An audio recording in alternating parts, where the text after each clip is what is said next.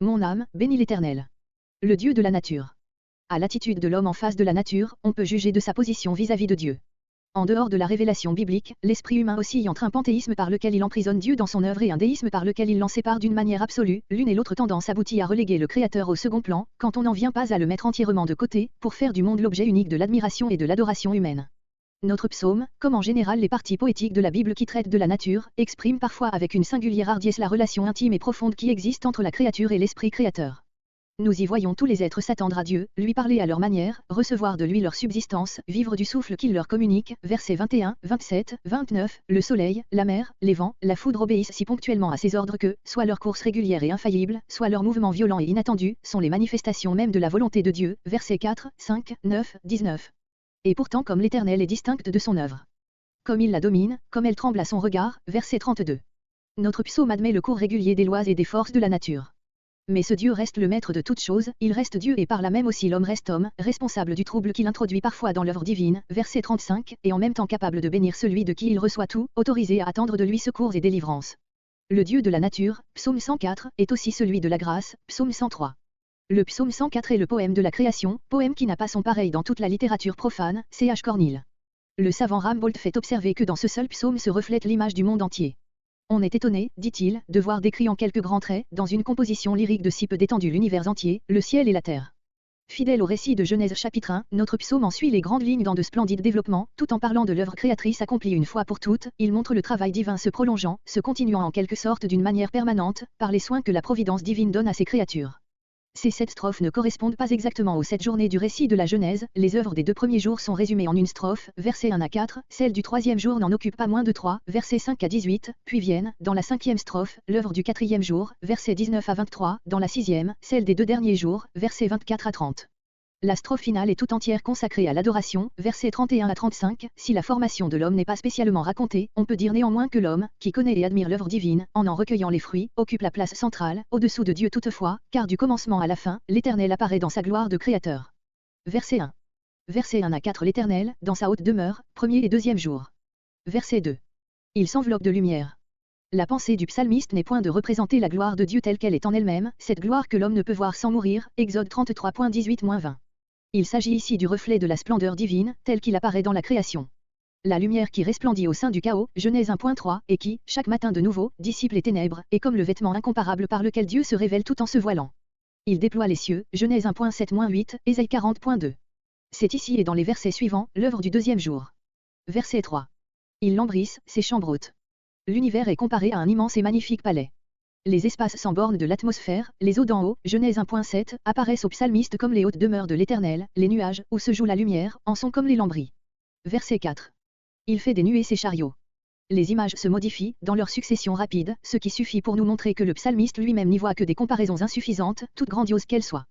Les nuées apparaissent maintenant, dans leur course rapide, comme le char de l'Éternel. Il fait des vents ses anges. Cette traduction, généralement admise, offre un sens qui se rattache très naturellement au verset précédent et à tout l'ensemble de la strophe. L'Éternel fait de la lumière son vêtement, du ciel sa tente, des nuées son char, des vents qui les emportent ses serviteurs, des flammes de feu qui en jaillissent ses messagers. Cependant les Septante traduisent, il fait de ses anges des vents et de ses serviteurs des flammes de feu, leçon qui oblige à prendre le mot ange dans son sens propre et non dans le sens figuré de messagers ou serviteurs. D'après cette traduction, le psalmiste rappellerait ici l'autorité absolue avec laquelle Dieu dispose des anges, pour agir sur la nature et la prompte obéissance avec laquelle ils exécutent les ordres reçus. L'Épître aux Hébreux adopte la traduction des Septante, pour faire ressortir l'infériorité de la position des anges vis-à-vis du Fils, auquel elle applique au contraire cette parole, ton trône, ô Dieu, est éternel. Hébreux 1.7-8. Verset 5. Versets 5 à 18. Les continents apparaissent, les eaux, cessant d'être un élément de mort, sont une condition de vie. 3e jour, Genèse 1.9-13. Il a fondé la terre sur ses bases. La pensée du psalmiste n'est pas de déterminer en quoi consistent ces bases, mais d'affirmer que, quelles qu'elles soient, elles sont inébranlables. C'est ici, en langage biblique, quelque chose de pareil à ce qu'entendent les savants par la fixité des lois de la nature, idée que l'on prétend à tort avoir été étrangère aux écrivains sacrés, comparée comme appartenant au même ordre d'idées. Genèse 1.12-14, Genèse 8.22, Genèse 9.11. La terre est représentée ailleurs comme fondée sur les mers, psaume 24.2, et, dans Job, comme suspendue sur le néant, Job 26.7. Verset 6. Tu l'avais couverte de l'abîme, de la mer immense, qui l'enveloppait de toutes parts, Genèse 1.2. C'est sous ces eaux profondes que se formait la terre ferme et les montagnes, prêtes à surgir au commandement de l'Éternel. Verset 7. Elles s'enfuirent, à la voix de ton tonnerre, Dieu parle avec autorité, pour régler le jeu des forces qui s'agitaient dans le chaos. La phrase est interrompue par ce qui est dit au début du verset 8 de la formation des montagnes et des vallées, elle est reprise et se termine verset 8 par ces mots, au lieu que tu leur avais assigné. Cette interruption fait ressortir avec vivacité ce qu'il y eut de soudain dans l'apparition des montagnes. Verset 9. Une borne qu'elles ne passeront point, voir la note de verset 5. L'ordre fixé dès la création n'empêche pas un jugement de Dieu, comme le déluge, de se produire. Verset 10. Versets 10 à 18. Ces deux strophes décrivent les effets permanents de l'œuvre du troisième jour, la terre, dégagée de l'eau, et cependant arrosée, de manière à produire des récoltes de toute espèce et à faire vivre ainsi des maltitudes d'animaux. Verset 11. Les ânes sauvages, ou onagres, absolument réfractaires à la domesticité, voir Job 39.8, note. Dieu pense, dans sa bonté, même aux plus sauvages d'entre les animaux. Comparez Psaume 147.9. Verset 13. De ces chambres hautes, des nuées, inépuisables réservoirs destinés à abreuver les montagnes, qui, à leur tour, donnent naissance aux sources et aux fleuves. La terre est rassasiée. Dieu lui donne tout ce qu'il a fait subsister, elle et les êtres qui la peuplent. Ces mots forment transition entre cette strophe et la suivante. Verset 14. La nourriture, littéralement, le pain, mais ce mot est pris ici dans le sens général d'aliment, il est employé au verset 15 dans son sens spécial. Verset 15. Le vin, l'huile, le pain, trois exemples des produits les plus précieux ou les plus utiles. Le vin qui réjouit. Comparez Juge 9.13, Ecclésiaste 10.19. L'huile, qui, dans les pays orientaux, est d'un emploi très fréquent dans les aliments, aussi bien que comme parfum, Marc 14.3, huile odoriférante, et comme onction, pour rafraîchir le corps fatigué, et souvent, le symbole de la joie, Psaume 23.5, Psaume 45.8. Verset 16. Les arbres de l'Éternel. Comparez Psaume 80.11 les cèdres de Dieu et Psaume 36.7, des montagnes de Dieu. Cette expression désigne les phénomènes d'une grandeur en quelque sorte divine. Verset 17. La cigogne, voire Lévitique 11.19, note. Les cyprès, ou pins et sapins, dont plusieurs espèces existent en Palestine.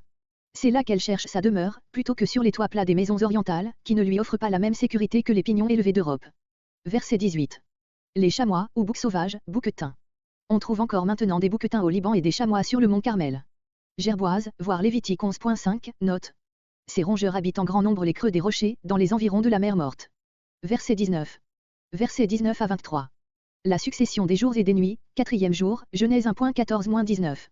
La lune est nommée avant le soleil, parce que ces phases servaient aux Hébreux à marquer les divisions de l'année, Genèse 1.14, les journées elles-mêmes allaient d'un soir à l'autre, Lévitique 23.32.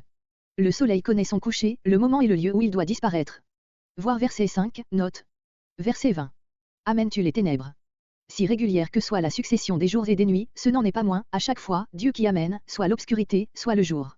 Et par là il assigne à chaque classe d'être sa sphère et son heure, à l'homme le jour, aux bêtes de la forêt la nuit. Verset 21. Pour demander à Dieu. Nous parlons de l'instinct du lion, qui le pousse à chercher sa nourriture, le psalmiste dit avec plus de vérité et de piété, il demande à Dieu sa pâture. Son rugissement est en quelque sorte une demande, appropriée à sa nature et à ses besoins. Comparez Psaume 147.9, Job 39.1. Verset 23. Pour son ouvrage. Ce n'est plus seulement de nourriture qu'il est question pour l'homme, mais d'une œuvre à accomplir, pour laquelle il y a 12 heures au jour. À la vie agitée et sauvage de la nature est opposée l'activité calme et laborieuse de l'homme, qui commence au lever du soleil, pour durer jusqu'à ce que le soir marque la fin de la journée de travail. Rambolt. Verset 24. Verset 24 à 30. Toutes les créatures vivent de la bonté de Dieu. Le psalmiste signale ce qui se meut et vit dans l'étendue des mers, puis tout l'ensemble des êtres qui, sortis des mains du Créateur, ne tiennent que de lui leur existence. Il résume ainsi en un seul tableau l'œuvre des 5e et 6e jours, Genèse 1.20-31. Tes œuvres. Un cri d'étonnement et d'admiration échappe au psalmiste, au moment où il se tourne vers un nouveau domaine de l'œuvre divine. Avec sagesse, assignant à chacun son but et son rôle dans l'ensemble de l'univers.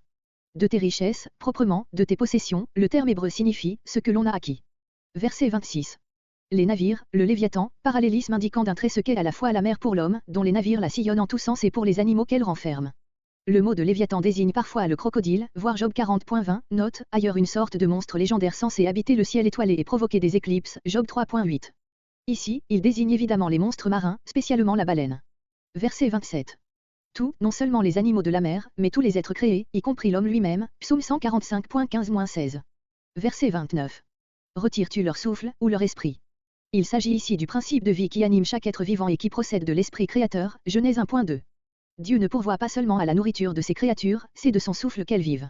S'il cache sa face, s'il cesse de leur communiquer la vie, elles défaillent, Matthieu 10.29.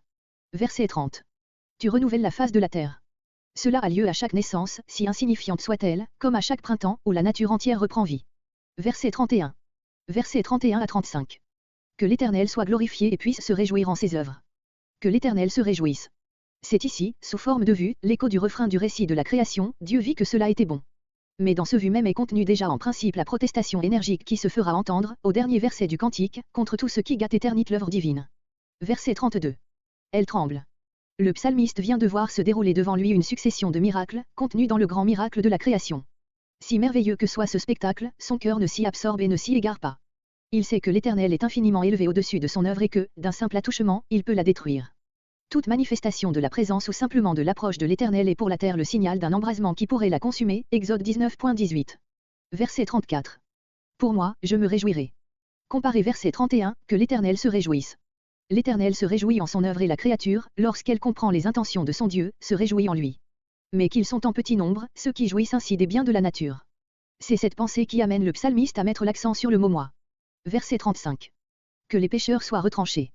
Nous dirions, que le mal soit retranché, lui qui couvre d'une tâche si horrible l'œuvre de l'Éternel et que le pécheur soit sauvé. Cette pensée n'est du reste pas étrangère à l'Ancien Testament, voire entre autres Psaume 103. Il est évident qu'il est question ici des pécheurs qui veulent le rester, de ceux dont le Seigneur lui-même annonce la destruction, Matthieu 24.51, Matthieu 25.46, comparé 1 Thessaloniciens 5.3. Louez l'Éternel, Hébreu, Alléluia.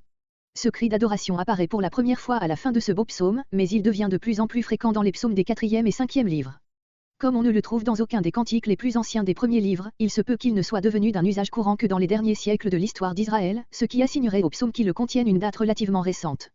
L'auteur a emprunté au psaume 103, plus ancien, le premier et le dernier mot de son cantique, « Mon âme, bénis l'Éternel », célébrant ainsi le Dieu créateur de la même manière que l'on avait célébré le Dieu sauveur.